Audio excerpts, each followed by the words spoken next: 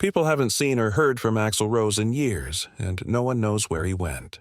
But in 2025, when he was 63 years old, he walked on stage and looked nothing like himself.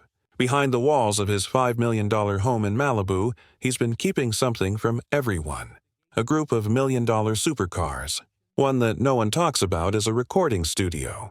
And a very bad past that doctors worked for years to find out. The man who once ruled rock and roll now lives in a world that most fans will never see. He threatened to kill himself on the night of a wedding and passed out on stage in Buenos Aires. William Bruce Rose Jr. was born in a small hospital in Lafayette, Indiana, on February 6, 1962. Sharon Lintner was only 16 years old when he was born. William Rose Sr., his father, was 20 years old and was already known around town as a troubled but funny neighborhood criminal. Sharon didn't plan to get pregnant, and she was still in high school when she gave birth. In 1964, just 2 years later, William Sr. was nowhere to be found. There was no notice or explanation. He was gone one day, and Sharon never said his name again. But Axl is still just as a child and never knew he existed as an adult. Sharon quickly got married again. Stephen Bailey, her new husband, was a strict Pentecostal preacher. He changed Axl's name to William Bruce Bailey Jr. and took him in. Axl thought Stephen was his real father for the next 15 years. But the truth was hidden away in a drawer. Axl found insurance papers in the house with a different last name on them when he turned 17, one that he didn't know. He had never seen Rose before. It was like an earthquake when they found out. The person he called Dad wasn't really his dad. His real father had forgotten about him, left him, and lied to him. Something inside him broke in that moment, and it never fully healed. Afterward, he said it was the start of never trusting anyone again. However, the harm had begun even earlier. His real father took Axl away when he was only 2 years old. He was too young to know how or why. However, memories started to come back to him when he was in therapy in his 30s. Not soft or nice ones. He thought of a needle and a shot. He knew that he had been touched.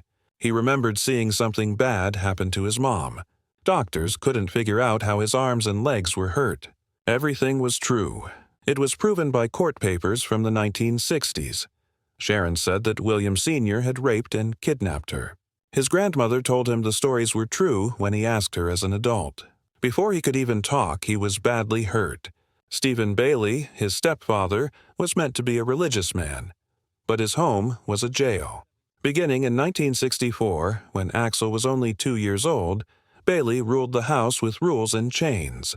3 to 8 times a week, they went to church.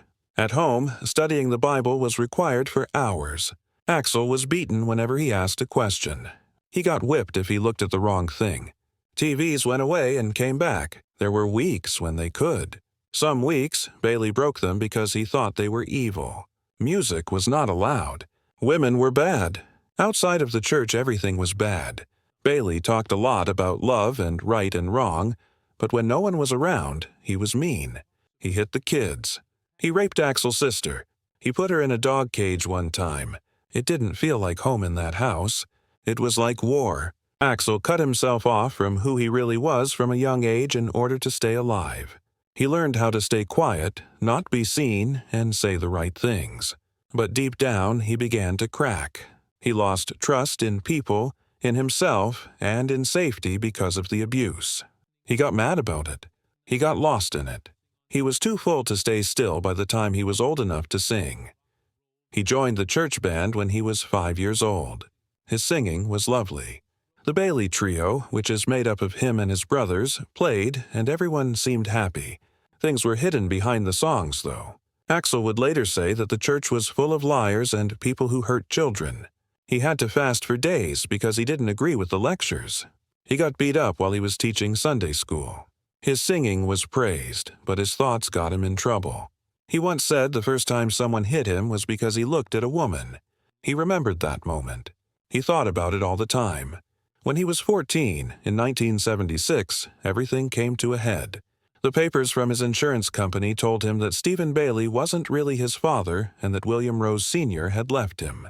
He lost his balance. He smashed the family's furniture in a fit of rage. He screamed. He broke things. His mom asked for help. He was committed to a mental hospital and given lithium. It was what doctors called crazy behavior. Axl didn't think they were real. He only said that he felt things more strongly than other people. It was the first time, though, that the system called him out. It wouldn't be the last time either. He formed a band called Axl when he was 15. They played cover songs by Aerosmith and Nazareth in Lafayette's dirtiest dive bars. He was still a youngster and played in places where adults were drunk. The shows were rough, loud, and messy. In 1978, there was a fight one night. Hecklers got hit by Axl's beer bottles. The cops showed up. He was caught for being drunk in public. That was the first arrest, but there will be more. Axl was arrested more than 20 times in Lafayette between 1977 and 1982. The charges kept coming. Fights, drinking, and acting in a bad way. He almost got kicked out of high school for it. He didn't care, though. He could let go of everything through music. Something happened to him in 1979 that almost killed him. A family friend made up a fake accusation against him of rape after a party. There wasn't enough proof. Even though the charges were dropped, the damage had already been done. The Axl turned. He tried to kill himself by taking too much of the drug. Afterward, he said that was the point where he almost didn't make it. Doug Goldstein, the former manager, admitted that it did happen. He stopped leaving his room after that. He stopped to talk. He thought about leaving for good. He stopped going to Jefferson High School that same year, even though his entrance tests put him in the top 3%. He got a job at a food store to save money by stocking shelves. He had a plan. Leave Lafayette. He met Gina Saylor, a 15-year-old girl at this time, and they started dating seriously. First, she gave him pot, and then she gave him LSD. His first trip on acid lasted a whole week. It made him suspicious, lost, and shaking. He used even though his friends watched him for days. There was a lot of fighting and jealousy in their relationship, which was unstable and violent. The 6 years, from 1980 to 1986, taught him everything he knew about love, fear, and being in charge. He left on the night before Christmas 1980. He was 18 years old. He took a bus to Los Angeles with only $50 and a banjo. Izzy Stradlin, his friend, had already been there. Axl came after. He slept on trash cans in Skid Row. Along the street, he played music for money. He was chased out of a 7-Eleven one night with a kitchen knife because of the way he looked. On a different night, a guy offered him a place to stay and then attacked him. To defend himself, Axl used a knife. He made it. He didn't stop. In the end, he said that was the moment he became a real artist. When the world took away everything else, only the music stayed. He started Hollywood Rose with Izzy Stradlin and Chris Webber in June 1983.